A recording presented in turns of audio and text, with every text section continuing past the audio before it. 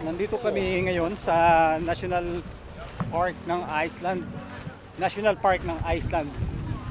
Itong area na to ay nandito yung tectonic plate na nagdi-drift siya every now and then. At few centimeters nagdi-drift siya. So makikita mo dito yung resulta ng drifting ng tectonic plate. Yan. At kung nakikita nyo, yung lines na yan, ay ito na yung naghihiwalay ng Eurasia at ng North America. Basta yun. North America o America. So yung kabilang side na yan, niyan ay nandun ang Eurasia nga. Ano mo ba? Wala pa ako sinasabi. Ba't nagkakalam ka sa vlog ko? So itong side na to ay America at itong side na to ay Eurasia. 30 minutes lang kami dito. Hike 30 minutes. Walang tigil, kaya walang picture. So ano masasabi mo dito? Nag-vlog ako. Hinahitin ka. Ano masasabi? Ganda. Malinis ang hangin. Bango yung hangin. Malinis ang tubig. Oh. Kakaiba din ng Nature din. Oh. Pero other than that, bahala na kayo mag-isip. Mahal ang Iceland, napakamahal. Yun ang one thing for sure dito sa Iceland.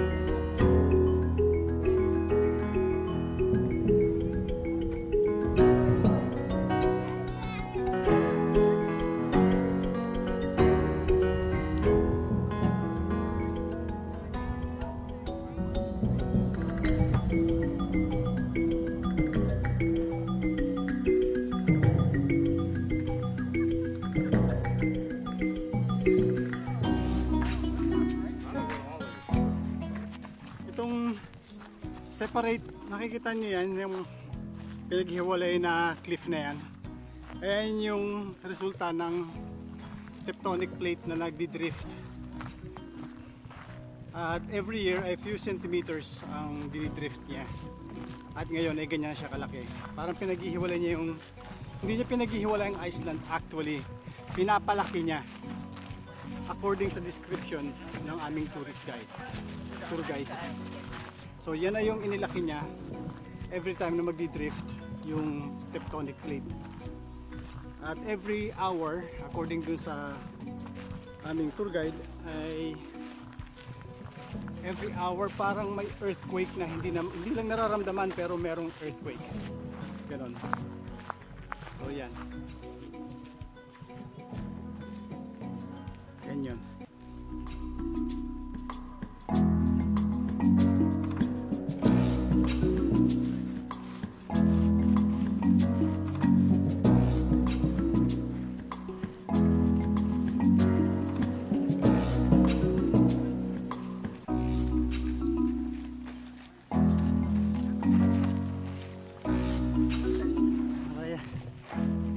Marami pang makikita doon. Kaso yung time limit, nakakainis.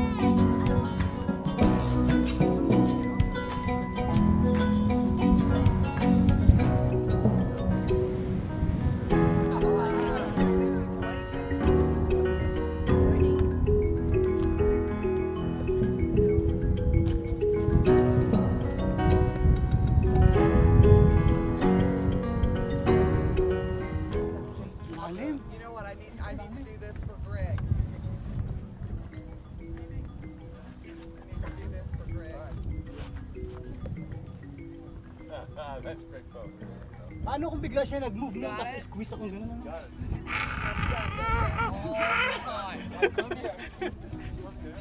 By coincidence, nag-shift siya ng kaunti. Kasi kasya-kasya lang ako. Yun! Tatapusin ko na ang video ko dito guys at see you next time. Ito na yung end ng aming travel dito sa Iceland. At bukas ay babalik na kami ng Denmark at iisipin namin kung saan ulit kami pupunta kasi meron pa akong 2 linggong natitirang bakasyon. Right! Peace! See ya!